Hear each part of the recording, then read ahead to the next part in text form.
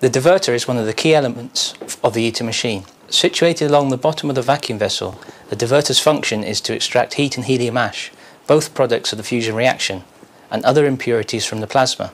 In effect, it acts like a giant exhaust system. The divertor is made up of 54 remotely removable cassettes, each weighing more than 9 tons. Within the lifetime of ITER, each cassette will probably need to be replaced up to 3 times. In ITER, this is not a simple in and out operation.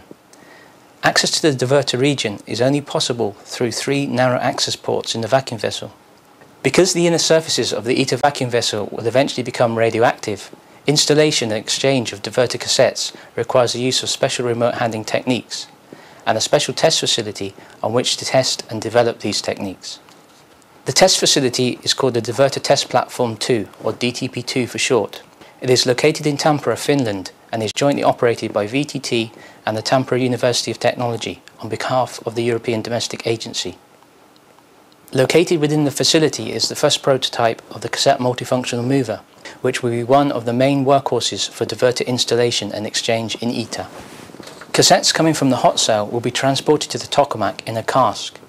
The mover must carry the cassette in a cantilevered fashion along a complex trajectory with pinpoint accuracy. That will be the challenge. In this image, we see the divertor cassette from inside the vacuum vessel as it travels through the port. You can see the margins between the precious tungsten targets on the top of the cassette and the port ceiling are extremely small. The front of the cassette is about 5 meters from the hinge point at the back of the mover. A position error of only a few degrees at the hinge could result in collision. There will only be limited opportunities for camera assistance in maneuvering of the robot. Operators will rely heavily on the virtual reality models synchronized with the movements of the real robot. Once inside the torus, for the cassette you see here, we have to execute the tricky business of maneuvering it around the corner. During this operation, it is necessary to continually adjust the height of the cassette to take account of the twisting experienced by the robot.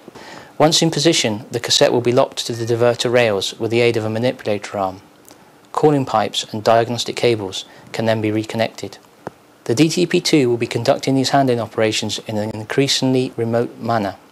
Eventually, operators will be located in the control room, far away from the mock-up itself, working only with cameras and virtual reality. This is only the start of DTP2's operational phase.